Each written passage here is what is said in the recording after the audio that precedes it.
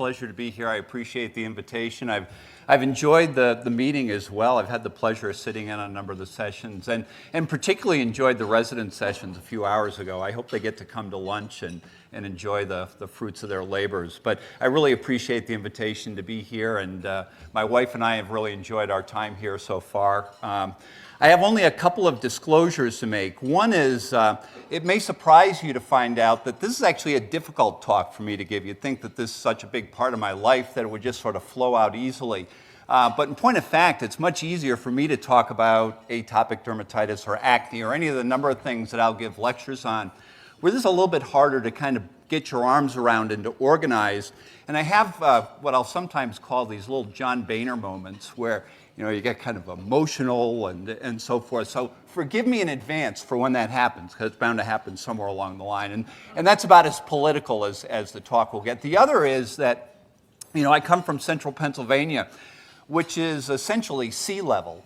And I'm kind of dealing with the elevation here at Ogden. So everything that I had read on the internet is drink, drink, drink, drink. So I've been pushing the fluids. What they don't say on those websites is that if you're giving a lecture and you're drinking, and you're going to be on a podium for an hour, that might have an effect on you. So if you're thinking that, boy, this is a really dynamic, energized speaker, my dancing around the stage might have a different motivation than just energy. So let's start. I have a fairly ambitious outline for the talk. We'll talk a little bit about the history of Camp Discovery and how this came about, as well as, for me, the development of a sister camp. We'll talk a bit about the children of Camp Discovery and the effect that this has had on their lives, the process of starting a camp, because I suspect that many of you will be touched by this and be thinking, where can I get involved? It was listening to a lecture on camp that got me sort of excited about this sort of thing. What do volunteers do at camp, and what are the ways that many people like you help out?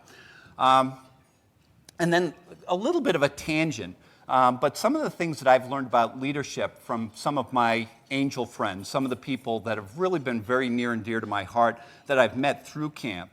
And then probably the most important thing I'm going to do through the whole talk is just get off the stage and introduce you to Jamie Hartley, who is really going to be spectacular and will really wow you. So every story has a beginning. And this story is with Mark Dahl, who was then the president of the American Academy of Dermatology. That's him there. It's not the one with the glasses down at the right. And back in those days, the president of the American Academy of Dermatology would be given a pot of money that they could institute a project that was of their choice. And Mark's thought, to his credit, was to do something that had never been done before, to have a camp for children with chronic skin diseases of various sorts. Now, he, at the time, was the chair of the dermatology department of the University of Minnesota, and had a house on a lake like virtually everybody in Minnesota does. And on the lake that he was at, there was a camp known as Camp Knudsen, which was run by Lutheran Social Services, and his wife was on the board of directors for this camp. And as it turns out, the camp was having a hard time kind of filling up their weeks and actually meeting the mission that they had set for themselves of applying or having camping experiences for children with various special needs.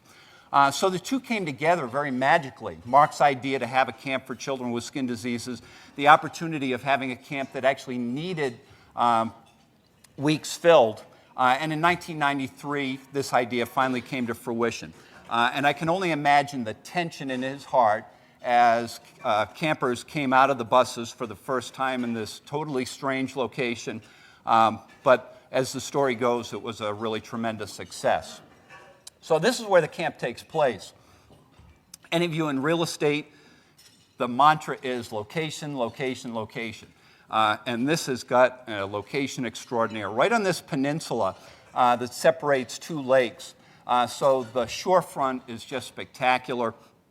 Large lake on one side, smaller lake on the other side. So you've got perfect boating and beaching on one side, great vista on the other. So, beautiful location with the lake right there and wonderful boating, a nice protected beach area there where, the kids can swim and be very protected there. Offers boating activities like water skiing and such. All the kids will get on a pontoon boat once through their time there and go to the Dairy Queen, and that's a great trip. And, it offers canoeing and all the things that you would expect from summer camp. So, for a dermatologist, particularly a pediatric dermatologist, it's relatively intuitive that there are people who would benefit from that. But I suspect for those of you from different specialties to think, well, who on earth goes to a camp like this? Are these kids with bad acne or warts that you can't take care of or whatever? Well, in point of fact, a lot of the skin conditions that we take care of in children are severe and unrelenting and chronic. And not surprisingly, common things being common, the majority of the kids at camp are with the common conditions. So really severe, unrelenting atopic dermatitis, psoriasis, other rare conditions like epidermolysis bullosa with various severities of skin blistering and need for bandage changes, to relatively medically benign conditions, but emotionally devastating conditions like alopecia areata, various forms of ichthyosis or dry skin, ectodermal dysplasias that don't sweat or tolerate heat well, as well as a myriad of other rare genetic syndromes, skin tumors like vascular malformations and hemangiomas and such that don't fully resolve. So a myriad of really a mixed bag of chronic skin conditions. So, one spectrum, you got somebody here like Kylie who just has alopecia areata, ostensibly a very healthy person, but dealing with the stigmata of essentially having no hair on her entire body whatsoever. Somebody like Wagner who has recessive dystrophic epidermolysis bullosa, very, very severe, a lot of time in the med shed doing dressing changes and such, and everything in between. So forms of epidermolysis bullosa that are not so severe, but still kind of emotionally devastating. Kids with the mildest form of ichthyosis, ichthyosis vulgaris, and its association with atopic dermatitis, to kids with very severe ichthyosis, in this case, congenital ichthyosiform erythroderma on the far right. And one of the neat things about camp is to be able to provide a counselor that might have a very similar sort of thing. So Jean, we'll talk more about later, has lamellar ichthyosis.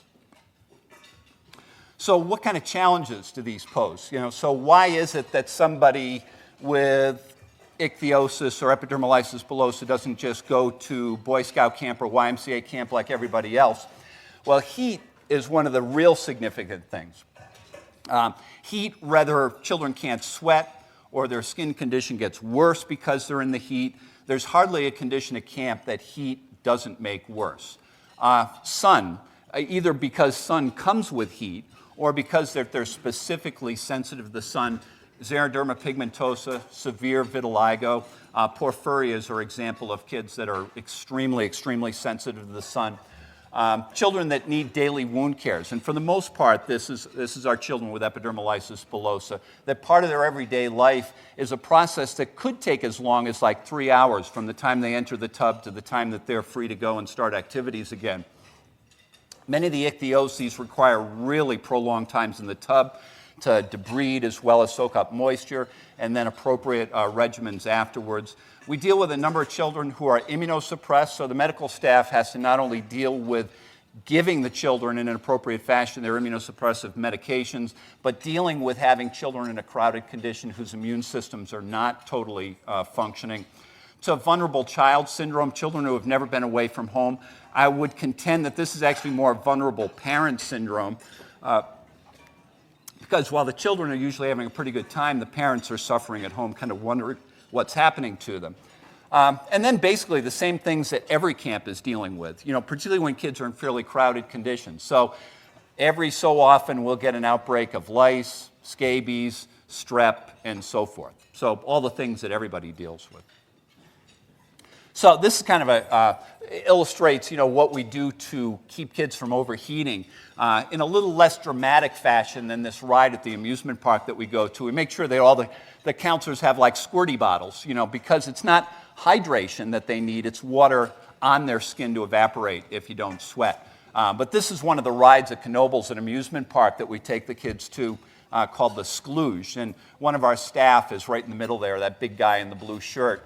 And actually, Andrea Zanglian, the medical director at camp, and I tried to write this up. We called it exclusion lube, which is sort of like a takeoff on the soak and smear technique that we thought was really pretty amusing and perhaps fairly informative, but the Blue Journal didn't take us up on that. So it will never appear in the medical literature, unfortunately. You know, to severe sun exposure. So this is a child with a form of porphyria that basically cannot get any sun whatsoever. So for her to come to camp, she had to basically be in this like essentially space suit to protect her from the sun. All right, it's all up on the screen. It's only partially on my screen, so I might have to ad-lib a little bit of what is said here. But these are some of the comments or some of the effects that are written back to me on emails and letters and so forth of the effect that this has on the children. And it really can be very profound. So Joanna has had atopic dermatitis since she was a toddler. She's had a problem with feeling comfortable with grown-ups who make hurtful comments, as well as children her own age. As a result, has become somewhat shy, withdrawn, and defensive. For the first time in a long time, I saw my daughter relaxed and happy, really happy. And this one that I got, I think I brought home the wrong child from camp. Now, I have to admit, this worried me a bit because it really is very chaotic. As you can imagine, that last Saturday at camp, there's cars coming in all over the place and parents reconciling with their children and such, and it happens all in a blur.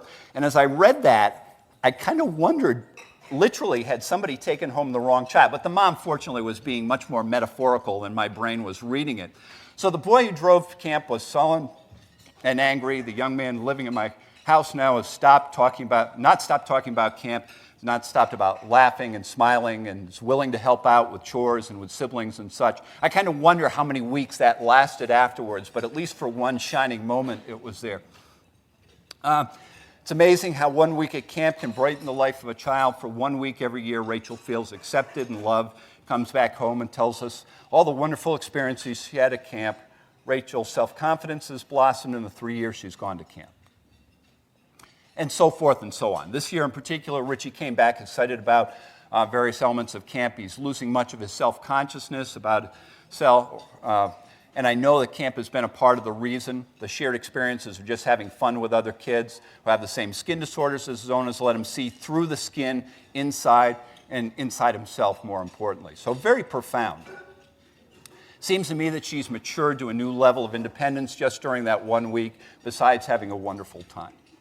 And these are a couple that have been supplied to me by the camp, or from the AAD staff, the American Academy of Dermatology staff. The kids call it their heaven on earth.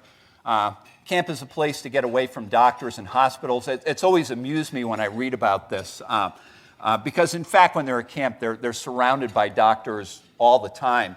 In fact, I've had a number of campers say to me, you know, they all call me by my first name there, even these 8-year-old kids.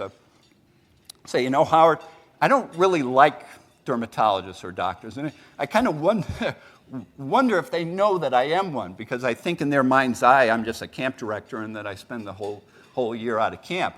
But camp is a place to get away from doctors and hospitals and have fun without being made fun of.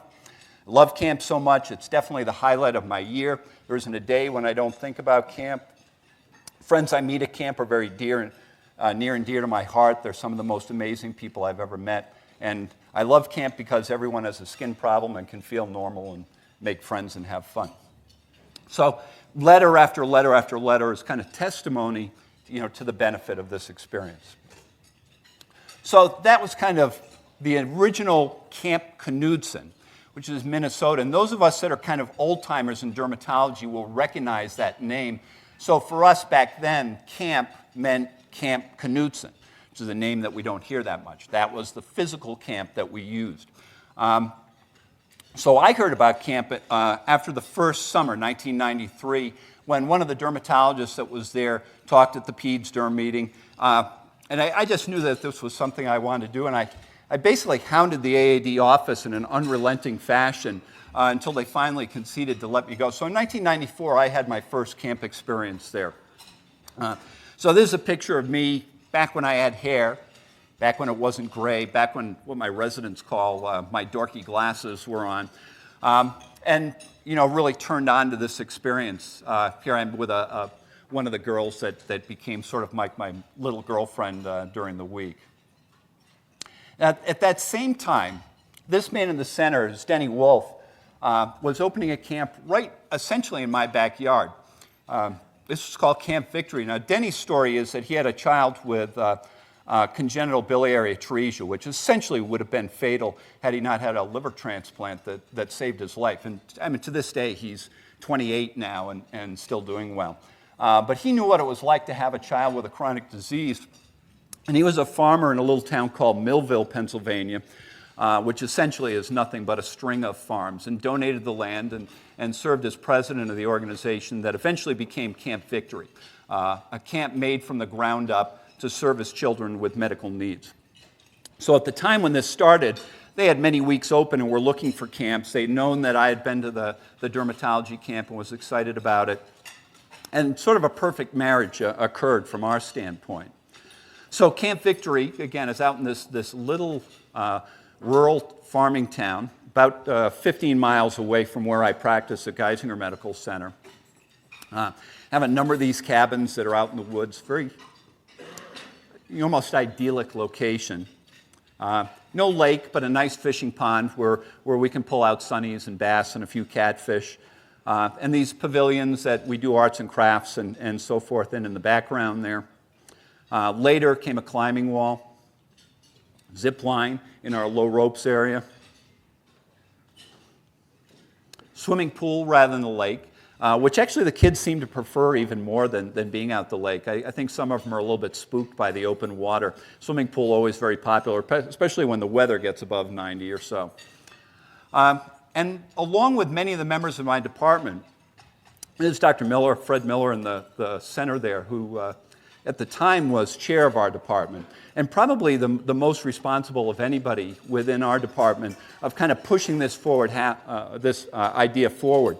I think I was excited about the idea, but I have to admit that I had some self-doubts whether it was the right thing to do. And it was always him that sort of pushed this on and wouldn't let the idea die. Along with many members of our department, Vic Marks on the right, Shelley Maroon, who is our residency director, Judy Aki, our head secretary, Una Winger, who was our chief nurse. And actually what was really cool is a lot of our residents got involved in this. So James Willis, his wife, and Jan was one of our nurses that helped out with activities. And kind of a surprise addition that's been with me to this day, Annie Hauser was actually our word processing person. Now, nowadays, we do everything on computer and have for ages. But back then in the 90s, we did a lot of dictating, and word processing was a big part of our department. And she just kind of came out of the blue and said, I heard you're starting a camp. I've been involved with one of the camps that's out there with kidney disease. I'd like to help out. And she's been my co-director ever since. And this was our group, very energetic, but relatively clueless of what we were actually getting ourselves into, but certainly with the dedication to get this started and to move forward. So our mission was to provide a normal camping activity for children with chronic and severe conditions, skin conditions, after the model of Camp Knutson. And again, that was the name back then of the camp that we used. And our challenge, first off, to establish an identity. We didn't have a name at that point. The name Camp Horizon was sort of come up with and voted on, with one of our residents actually coming up with that name. I shudder to think at some of the things I suggested myself, like Camp Comido or whatever, just to get kind of an alliterative phrase like that. It definitely was a loser. So it's a good thing that I've been able to leave creativity up to other people that know what they're doing. To fundraise for this, because at the time we were our own entity, and we did things like bake sales and raffles and that sort of thing, as well as kind of soliciting our local drug reps, which at the time was sort of the way you raise money in medical fields. Nowadays, that's sort of a thing of the past. And then to get campers in our area, we sent letters out to local dermatologists. We put articles in support system newsletters like the National Psoriasis Foundation, for instance, recruited staff in the exact same way. Unfortunately, we had, if you will, slave labor right where in our department with residents who actually were very enthused about being involved with this. We had to prepare our own activities because we didn't have an activities staff at the camp, and then prepare our medical crew. And in 1995, we had our first camp. This finally came to fruition. So our first Camp Horizon was really just a long weekend, just a little snippet of what we would take on later on with just 18 campers. Amazingly, just 4 counselors and 2 junior counselors back then. Co-directors, myself and Andy, 1 doctor and 2 nurses, and 1 activities person, James Willis's wife, to take care of kind of organizing the activities and creating those. And I show you this picture because this young guy was one of the first campers, one of those 18, 8 years old at the time, and stayed with us till 13 years of age, came back as a junior counselor, came back as a regular counselor, and has been a regular member of our staff right from its very, very inception. And Vic Marks was the head of our med shed with his 2 nurses. And the nurses and activity staff would just take place or just get right involved with activities with the kids, in this case going out in the paddle boats on the pond. And this was our staff. One of our residents, people who had heard about camp, a couple of them with skin diseases themselves, and somehow we muddled through. And Annie and I, again, my dorky glasses and a lot more hair than I have now. I don't think it's because of camp that my hair is gray and gone, but it certainly has happened over the years. And this is me now with Annie, near, I think, our 15th anniversary several years ago. So it certainly has been a successful story. Now, one of the things in terms of evolution of this is that our size of our camp has really grown dramatically, and it became apparent that our leadership had to be a little bit more broad-based than what we had. So we now have 2 assistant directors, Carl and Breck at the far left here. And we recruited people that have skin diseases themselves, Carl with really bad eczema and Breck with psoriasis, to be part of that leadership team. And I think that's been very effective. And you can see how things have grown here to a point where we've had peaks of somewhere around 80 campers and a staff of about that size and even larger. Now, a couple of things have happened in part of this evolution, and they're significant to the way things have panned out now and are a big part of the story. So our next year, you can see that the numbers have increased a great deal, but the ones I have circled here are children that for the first time flew to camp and were part of the overflow in Minnesota at Camp Knudsen. And I knew in my heart that that was bound to happen at some point. It just seemed impossible that one camp of 50 children was going to service the entire United States of children. Because it was such a valuable experience, I knew that this was something that had to grow. So at that point, the American Academy of Dermatology was sending children to our camp that were overflow from Minnesota. Then Sandy Gordon, who at the time was the director of communications at the AAD, kind of came up with the idea that we couldn't really be tied to Camp Knudsen. I mean, that was a place. And if the American Academy of Dermatology was going to make this idea grow, it had to have an identity in and of itself. Or for that matter, if we weren't able to use Camp Knudsen in Minnesota, how were we going to carry that name forward? So it needed its own identity, and that's where the Camp Discovery name came from. So from about 1999 or so onward, the American Academy of Dermatology's camp and camps has been known as Camp Discovery. So there's no place, Camp Discovery. It's a concept that then has branched out from there. And Mitch Sams, who was then president of the American Academy of Dermatology, is shown at the far right here. Of all the Academy presidents that there have been who have visited camp, this is probably the one that really took this to heart the most. And in his wisdom to kind of establish permanence of this, established a Camp Discovery Committee as part of the hierarchy of the American Academy of Dermatology, and again, established some level of permanence with this. Julie Winfield is pictured here on the far left, had the idea. The children at 13 basically graduated camp. And then you hope that the experience was valuable and something that carried on with them. But in point of fact, we had nothing after 13 years of age. And against probably most of our better judgment, had the idea that we really ought to start a teenage camp. Well, you can imagine 50 teenagers clustered in one spot all at one time, totally under your responsibility for an entire week. It didn't seem like a really envious job, but she was unrelenting with this idea. And since late 1990s, there's been a teen camp at Camp Knudsen as well. And it's been an unbelievable success and life-altering for many kids. And like many good ideas, it's kind of blossomed since then. So a group in Texas in 2005 had the first camp of what they call Camp Dermatology. And Alana Bree, who's at the far left here, was the person that started that in Texas. Francesca Tanconi started a camp that is actually not associated with the American Academy of Dermatology, but an amazing young woman who has pemphigus herself started this before she actually even hit 20. Very, very amazing story.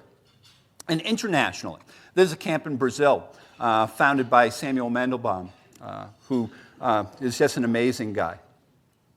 And, you know, my family and I were fortunate enough to attend this camp. And you can see my redhead daughter at the far left there.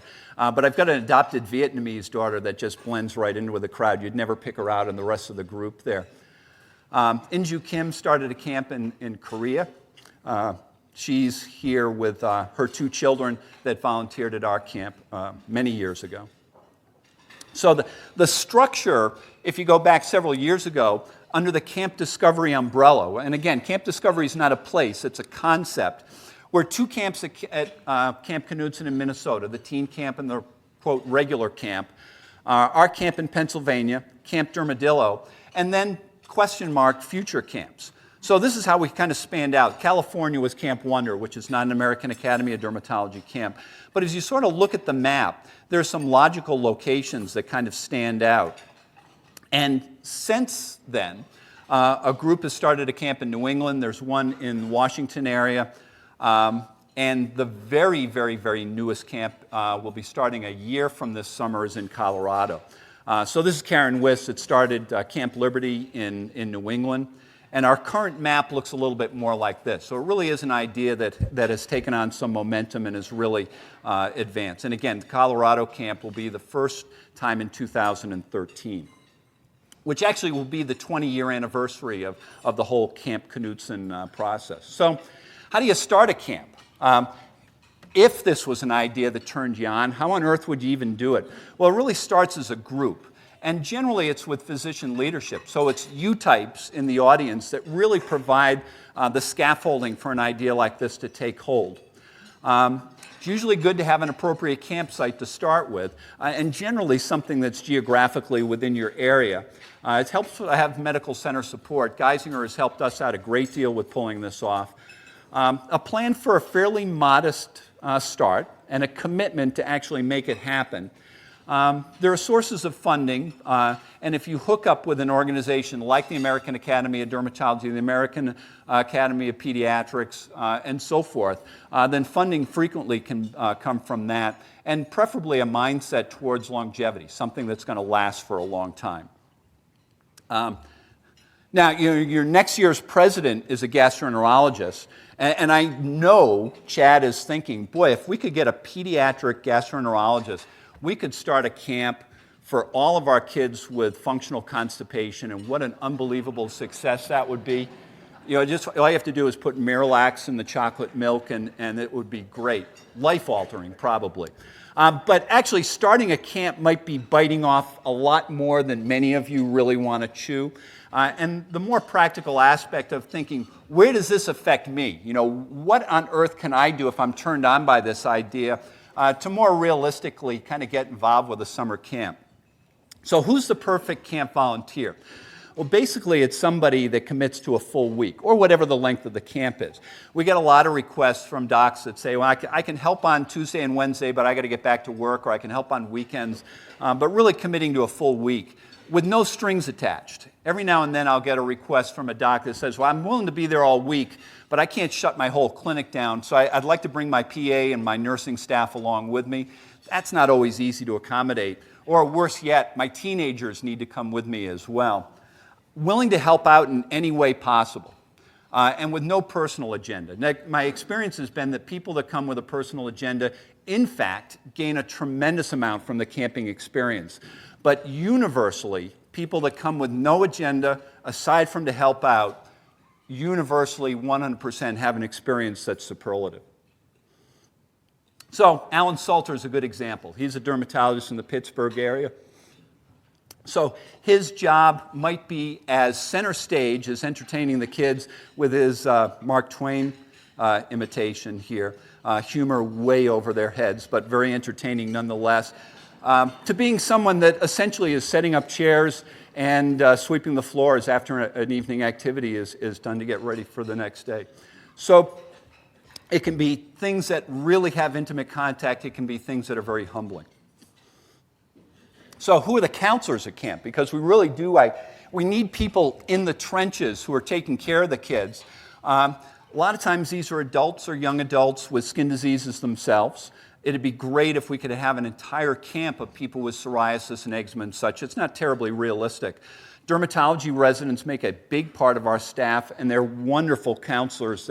They've been through a filter that already selects out the brightest, the most energetic, the most creative people. A lot of medical students, usually ones that are interested in dermatology, unfortunately a lot of times looking for something to put on their CV. College students, a lot of times pre-med. College students are great because they've got a tremendous amount of energy and they sort of know the interests of the camps. They're a little bit like a firecracker that puts out a burst of energy early on and then crashes about Wednesday. But they really do add something unique to the counselor staff. Surprisingly, we've had some pharmaceutical company reps either come to help out with a particular activity or to be whole week counselors, and they've been spectacular. And basically anybody who really likes kids. Showed this picture before. It's great if you can have a staff person that has ichthyosis, EB, eczema, psoriasis themselves. They make great mentors and great counselors. Steve on the far left here, he was the perfect package. He had alopecia areata, so you can see that he's taking place in one of our lunch laughs here, which is usually our chance to humiliate a counselor pretty much as much as we possibly can in a 10-minute time. So we take some guys that are all bald, fill their head full of shaving cream, and then you have to toss these cheese curls to make them stick. But Steve had both alopecia areata, initially was a medical student, got into dermatology, now private practice dermatologist that's come out each year, and actually is joining us as one of the directors for the first time this year. To our residents, this is from a few years ago, Highland. All of our residents get to come out and have the opportunity to spend a week there. Jake Bauer helping one of our kids with EB up the climbing. This is one of our pharmaceutical reps, Mike, who obviously is enjoying this ride a lot more than the camper he's escorting on.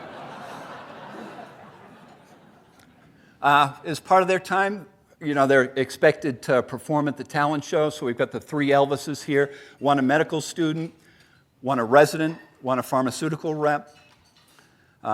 We smush their faces with sponges. We put them through these lunch laughs that usually involve pudding and mess. We sleep deprive them till they can't stay up anymore. We humiliate them in ways that they never imagined possible. You six guys dancing on the screen to Under the Boardwalk, I suspect, can appreciate what it's like. And when it's all over, across the board, they say, thank you. There's just simply something about, our human makeup that makes us want to do this. So I have no qualms about exhausting them and treating them in the most humiliating fashion that they ever have been for a week. So medical team. Lots of people make up this team.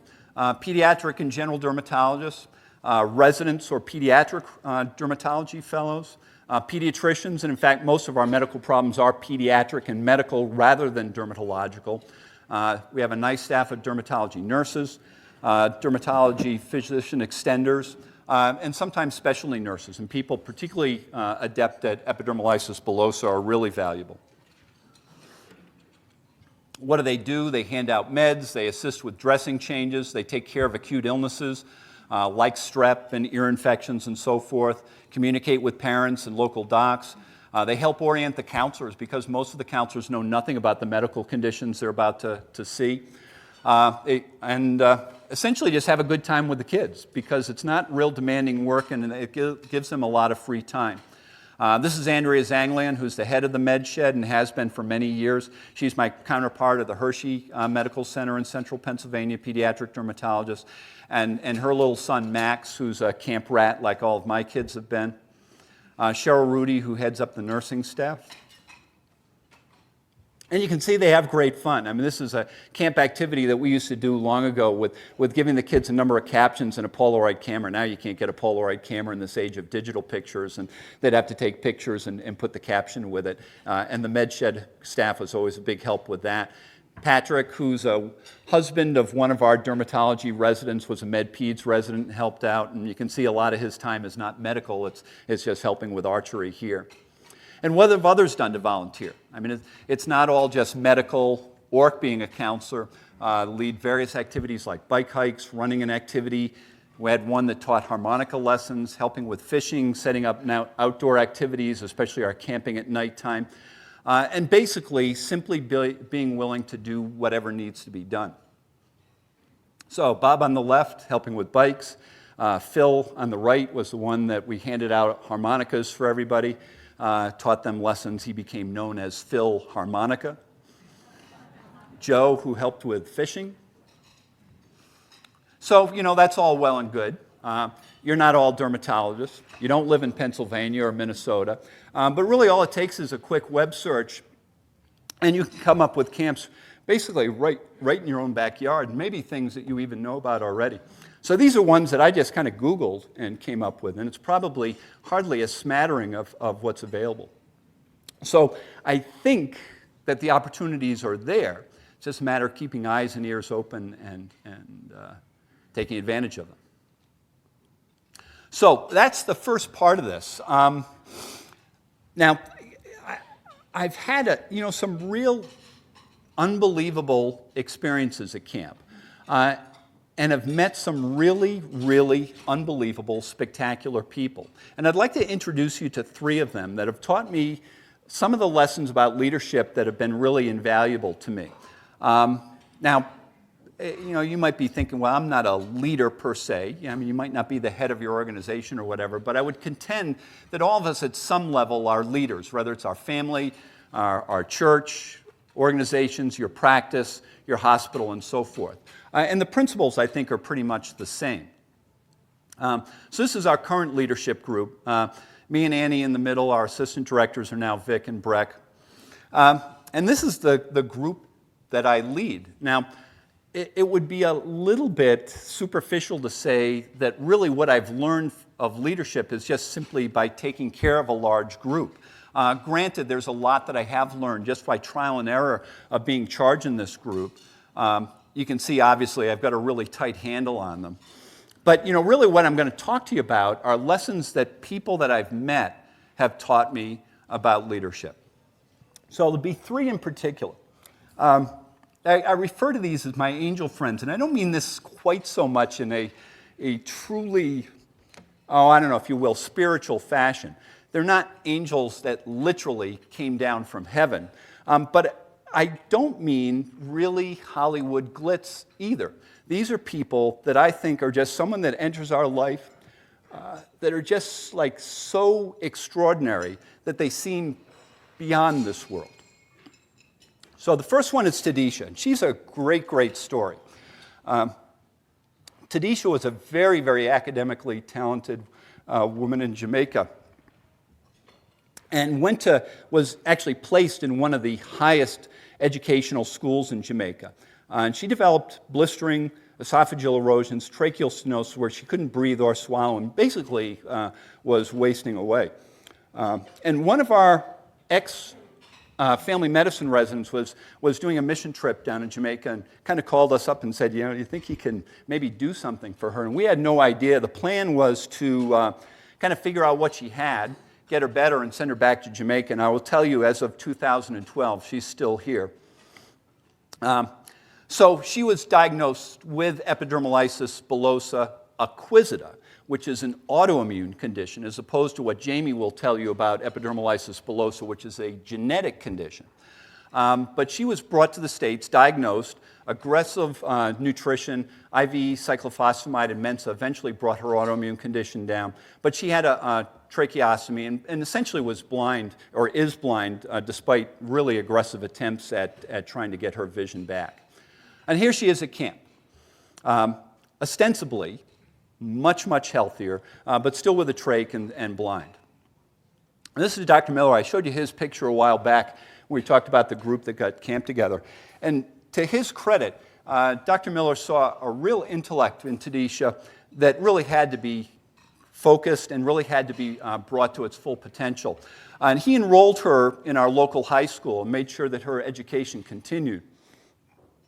And he's with her here, actually a ceremony of the National Honor Society. And this is her little nook where we had her living while she was in Danville with us. And my job was to tutor. I was a chemistry teacher in my former life. So I had science and math. Dr. Miller had English and all the humanities sort of stuff, and we got her through high school. And she graduated. So, huge difference. And if the story ended there, it still would be fantastic. But she managed to get a full scholarship to local college for us. Selinsgrove, Pennsylvania, has a school called Susquehanna University. Full ride, and studied psychology there. Got around campus, with essentially no vision, still with a trach, and graduated in 2010. So, graduated, magna cum laude, grade point average that any student would be proud of. And if the story stopped there, it'd still be great. But she attended University of Pittsburgh, has a master's in social work there, which actually just completed this past year. The update of this slide is that she graduated just a few weeks ago. And it intends to be a PhD in counseling. So the question is, how does somebody get to be a Tadisha, essentially? What is it about her background, her education, and her that makes her such a genius? Well, when I talked to her about this, kind of interviewing her with the idea of kind of figuring out how to get this lesson across, complaining was about working hard was a foreign concept, she said. Those of you that have teenagers yourself might find that a little hard to believe. It is not a foreign concept to most of our American teenagers. And that the broad range of education that she had at the Hampton School had a lot of things that were sort of over and above academics. Non-denominational spirituality with time for devotion, how to conduct yourself, how to respond to authority. And, as she summarized it herself, a lot of it came naturally, but she loved it. She was engaged in it, in other words, and she worked hard. Relatively simplistic when you come down to it there. So that was the essence of genius, natural ability, being engaged in what you're doing, and working hard at it. Now, my next one is Hunter. She has a really severe form of what's called harlequin ichthyosis, a form of ichthyosis that actually many kids don't survive from. So this is Vic doing the thought for the day one morning. This is something that we do at flag raising to kind of set the tone for the day. So there's usually some thought that's given with this. You can see that the kids in the background are absolutely fascinated by what he's saying. But, one day Hunter came up to me. She was like 8 years old at the time, in her first year at camp. Said, I want to give the thought for the day. And I thought, geez, we've never had a kid give a thought for the day, and you're only 8 years old. But, kind of not wanting to squash her idea here, I said, well, go for it. And, she absolutely blew us away. She really was amazing. It was almost unearthly how she could speak at a level that was so far kind of beyond her age level, what it was like to have her skin condition and interactions with peers and so forth. It really was almost unearthly. And like, the expression of the cream rising to the top, when the Camp Victory, the camp site that we use, they were doing a video to kind of advertise, if you will, the camp. She was a great speaker for that. Opportunities kept coming forward, and actually when the camp had a fundraiser for their campaign, their capital campaign, she was the keynote speaker. So I had the pleasure of being in the audience for that, and she was unbelievable. 13, I think, at the time. She told funny stories. She made people laugh. She made them cry. She talked about, the need for the med shed and going in there when she was too hot. How the medical care, she got the support from campers. She told funny stories like the time she and her counselor snuck in and got somebody's underwear and put them up on the flagpole so that it was there. first thing in the morning when everybody came out, which would have been particularly hilarious had it not been mine that she was talking about. But, when all was said and done, it was just like being in the presence of sheer genius. And, when she was done, people were certainly willing to open up their checkbook. So what, is the essence of, like, the masterful speech? Well, she knew her audience with this. She kind of knew that this was not the same group that she was giving a thought for the day or to do video. She knew exactly the goal of the talk. It was to motivate people to give money. And she knew how to knock them dead. She told stories, and she did it with humor and told her feelings. Then the last one is Jean. I've shown you pictures of her up before. She's from Boston, so I'm a Southern New Englander myself, so we certainly clicked. We've had many adventures together. She's been there almost right from the very beginning. That one with a golf cart that had just sort of self-ignited and went into the pond, which is a story that's lasted ever since then. But Jean and I are soulmates, fellow Wicked Good Sox fans, and she's just been a tremendous friend. And I always feel better when I'm with Jean. But looking at pictures from camp, it's like everybody has that feeling. So, when she sends me a letter, it's just full of, like, positive things. So, all of us at camp would do anything for her. So, I asked Jean, how do you do what you do? How do you make all of us feel good when we're around you? And how do you get us to do essentially anything you ever wanted us to do? So, when she really went outside of her comfort zone and did this Minute to Win It night, which was one of our evening activities, essentially any of us would have done anything to make this a success for her. Well, she didn't even know what it was, what I was talking about, what it is, how do you do it? And she really couldn't explain it. So she had a lot of negativity growing up. She knew what it feels like to get good comments. She had a family that was very supportive. But my own thought is that she truly, truly was really engaged when she talked to people. So when she offered compliments, they were based on things that she really knew about them. She said what she thought, not in an infantile fashion where you just sort of blurt things out, but when she thought good things, she said them about people. She always emphasized the positive. So that's the three of them. What's the essence then, or what's the sort of like message for leadership? Well, all of us in leadership positions are trying to get some concept, some initiative, or something moving forward. So first off, it's the intelligence to know that you're doing the right thing, that the initiative is, in fact, the correct thing to do. Some of it's natural ability. Very few of us have that at our disposal, but it certainly has to do with hard work and being engaged in the project. Then the eloquence to actually sell it to the people, to know your audience, to do the selling with feeling, and to how to touch feelings. And then how to motivate people to bring it to pass, which is emphasizing the positive. And that is my session of this. And I think probably the most important thing I'm going to do, I'll do right now, which is to introduce Jamie. Jamie is a young woman with recessive dystrophic epidermolysis bullosa, which is not a good condition to have. I mean, it involves severe blistering of the skin, daily dressing changes, and a big impact on a person's life. But the really amazing thing about Jamie is that that's not really what defines her life. She's not a spectacular individual because of what she's done as a person with recessive dystrophic EB. But simply by what she's done. She's an amazing talent. Those of you that were lucky enough to be at the president's reception last night heard her sing. It's just beautiful. She's a hard worker. She's a sensitive individual. And I think you'll really enjoy what she has to say about her organization and some of the things that she's done. So thank you.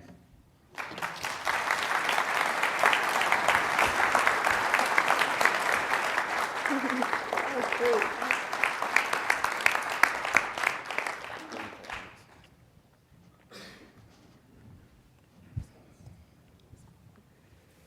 Well, this is great because I just got a good lesson on how to give this presentation to you.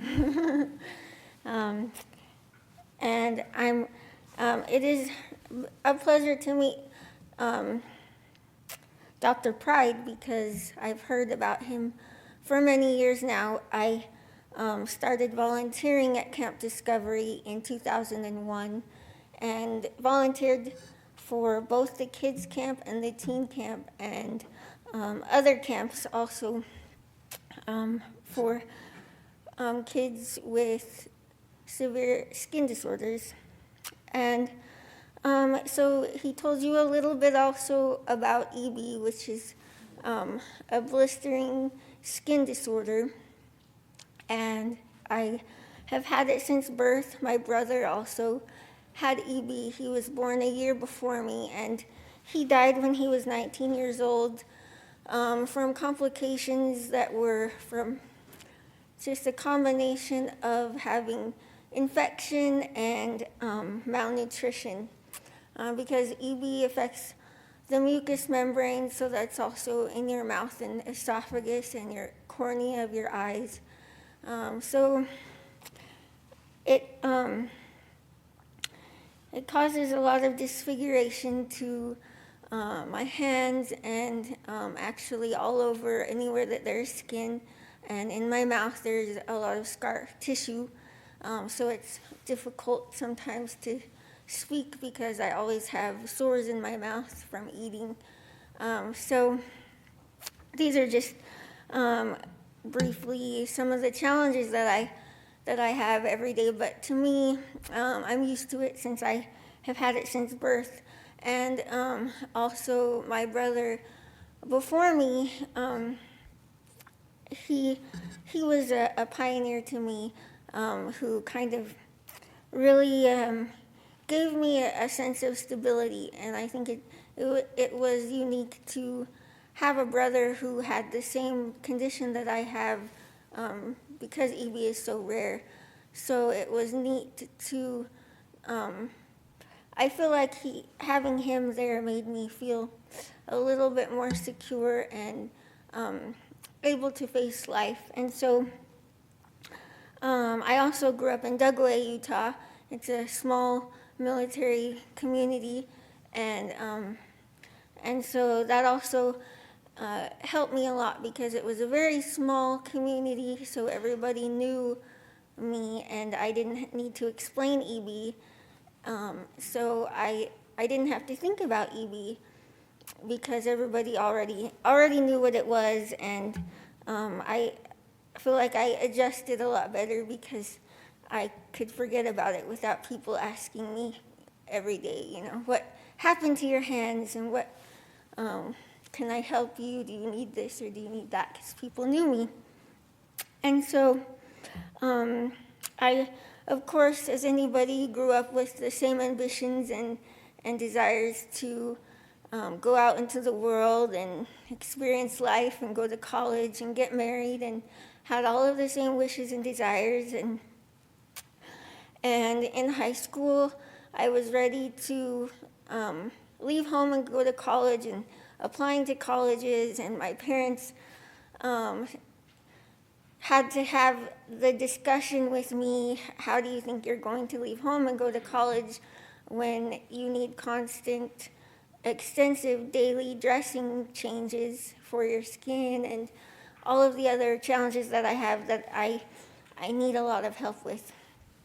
I didn't think about those things, of course. I was just excited to live my life, and I thought, well, we'll figure it out, right, when the time comes. So the time was there, and so I learned how to do my own bandaging. It took me 3 hours, usually, to do it by myself. And so then my mom asked, well, you can't even do your own laundry. You can't even cook your own food. How are you going to survive at college? So I learned how to do my laundry, and I learned how to cook food. And then by then they could see that I was determined and nothing was going to get in my way. So I received an acceptance letter from the only college I applied to because it was the only one I wanted to go to. So of course I'm going there, right? So I don't need to apply anywhere else. But that was Rick's College in Idaho.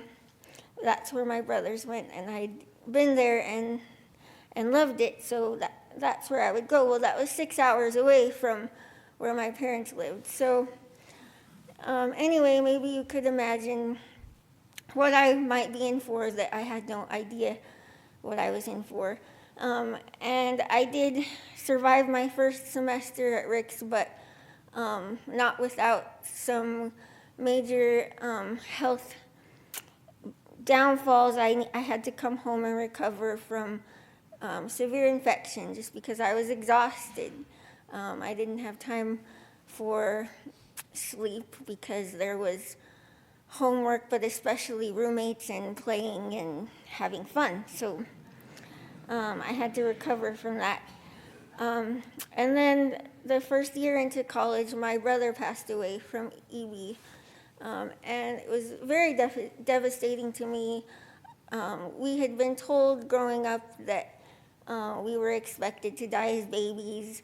And so I thought, well, we overcame that one, so, it's all uphill from here. And I felt invincible until he passed away, and then I realized how fragile life was and how easily it could happen to me too.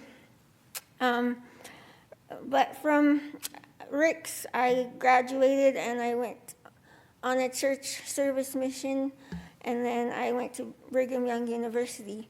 And my first summer going to BYU, I heard about Camp Discovery.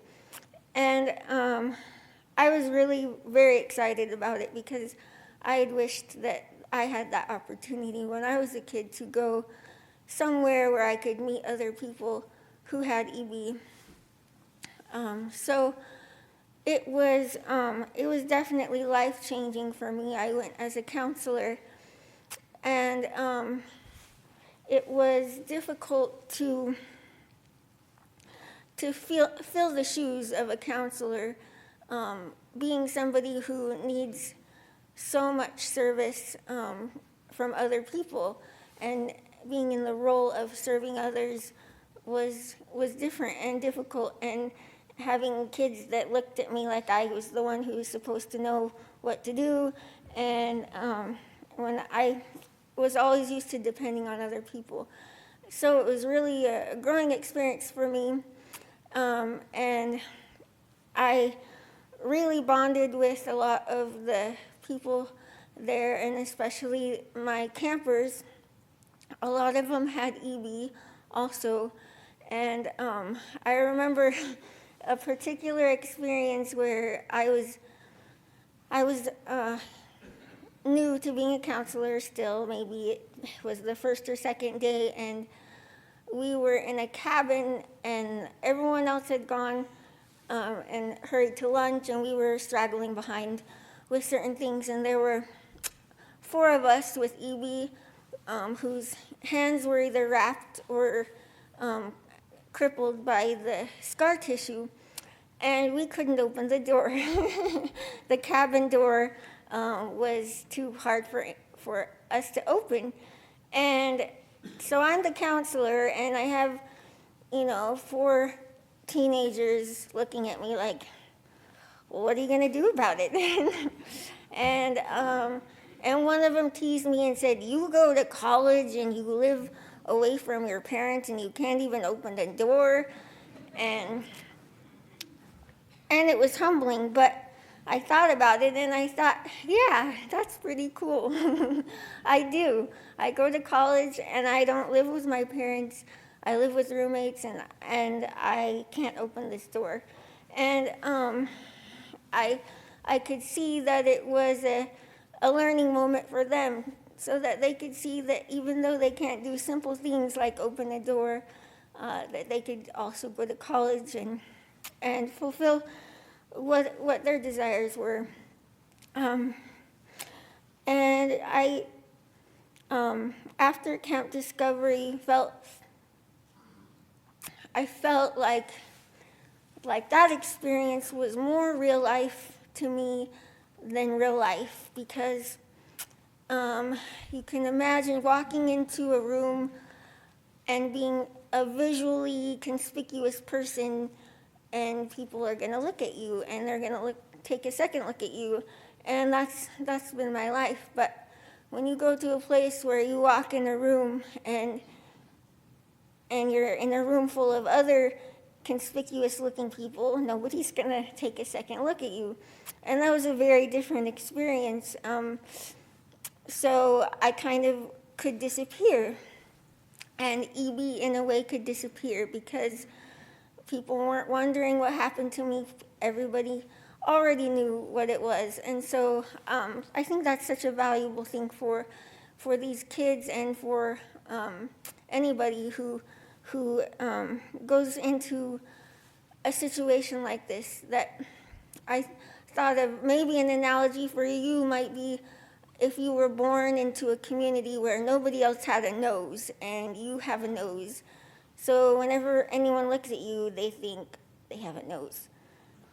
And wherever you go, you know that you have a nose because everybody is thinking about your nose. And then suddenly you go out and find a community where everyone has a nose. And so nobody's going to talk about your nose. Nobody's going to wonder or think about your nose. And so you can talk about other things. You can talk about anything but your nose. and that's great too. One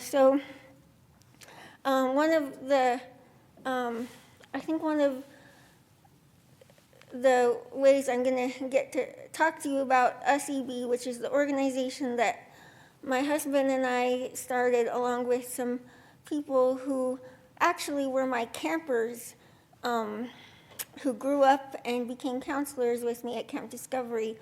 And we would sit around and talk about, gee, wouldn't it be great if we could build a house or a hostel of some sort for people with EB so that they could come there and be able to visit with each other and be able to eat food that's easy to eat. And we dream up all these great things of what we wanted to do and build. And one important part of it was to start our own camp where it would be for just people who have EB, just because at the Camp Discovery and other camps, sometimes there are activities that people with severe forms of EB can't be involved in, or I don't know, it's something that you can do, but you might rather be doing other things maybe. And for the first time, it's really great to be able to go out water tubing, but after you've done it and it's an ordeal to go do your bandages, you're over it and you think, okay, I did water tubing, that was fun and that was great.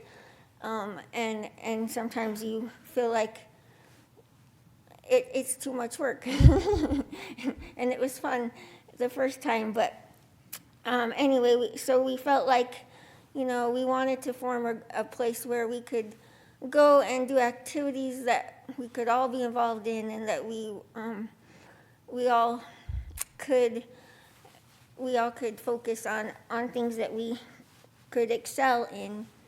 And so one of my campers, who became a close friend of mine, Christina, she really was pushing for this idea that we should start our own camp. And so we looked into a lot of ways, things that were already started, and decided that it was best to try and start our own nonprofit and start our own way. And so we established EB Survivors under the name of the United Survivors with Epidermolysis Bullosa. So it was her and my husband and a couple of other people with EB, and we established a board of 8 people, most of us with EB, and so our common goal at the time, our main goal was to start a camp. So we had our first camp, EB Survivors Camp, at Park City, Utah, in I don't remember what year it was. It was 2008. And it was the Homer Simpson clip with biting off more than you can chew was very accurate. And we did have a good core of people who had experience at other dermatology camps, and so that was good. But it was a little chaotic. But by the end of the week, people were just elated to have pulled it off, and nobody got hurt, and everybody had fun. People weren't complaining, so we thought that was a success. And people didn't want to leave, which also was a great success. And so we've had camp, 2 summer camps and a winter ski retreat since then. And we do it at the National Ability Center in Park City, Utah, where they have adaptive sports equipment, and they have a great trained staff there. And so we've established a good relationship with them, and we definitely planned for this to be a perpetual thing, and it's grown. And more people hear about it, and more people want to come and be a part of it. But where we have failed is in fundraising. We don't have people in our organization who are experienced in fundraising. And so this past 2 years, I've been battling with cancer, because in later years of EB, recessive dystrophic EB, the chronic inflammation causes squamous cell carcinoma, which I've been fighting actually for 12 years. But the past 2 years, it's been really more aggressive, and we're in fact at the point where the medical answer is to amputate my right hand and my right arm, which I'm not ready to do yet, and I've been fighting for 2 years to try to keep it through surgeries and other things. So because of this, there has been almost no fundraising going on, and that can't happen. We need a leadership in us EB who can keep things moving without, whether or not I'm up to it.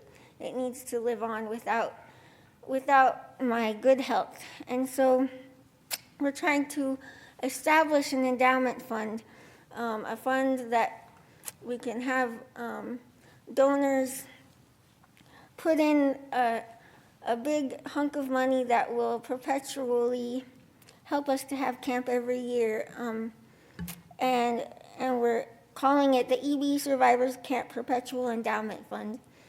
And so we're looking for people who are interested in helping on our board of directors and also our advisory board. And we're also in need of a medical director for our camp, because our past medical director just had 2 kids within the 2 years that we haven't had camp, and she lives in New Jersey. So those are some things, some obstacles that we're having right now. But at our camp, we have some adaptive activities like biking, horseback riding, water tubing and water skiing, and rock climbing. And in the wintertime, we have adaptive skiing too.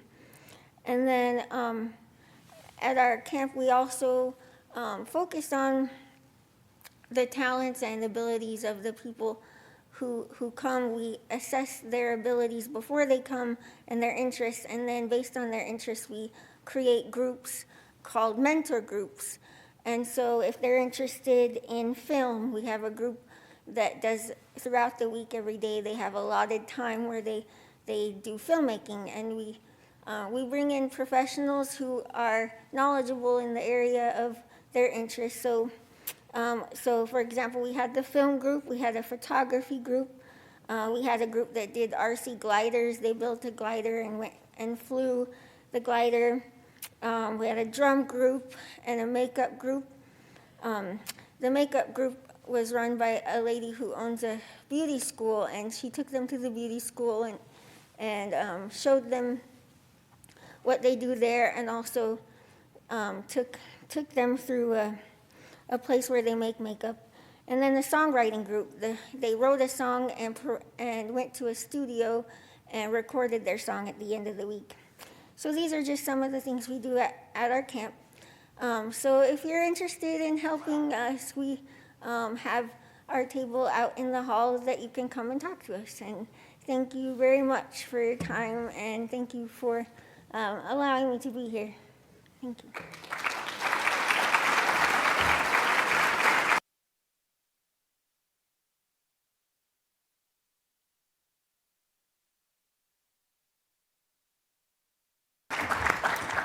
Thank you so much, Dr. Pride and Jamie, for your insight and your stories. We have time for a couple of questions, if there's any questions. No? Okay. Then we'll resume next door at 2 o'clock or in the breakout sessions at 2 o'clock.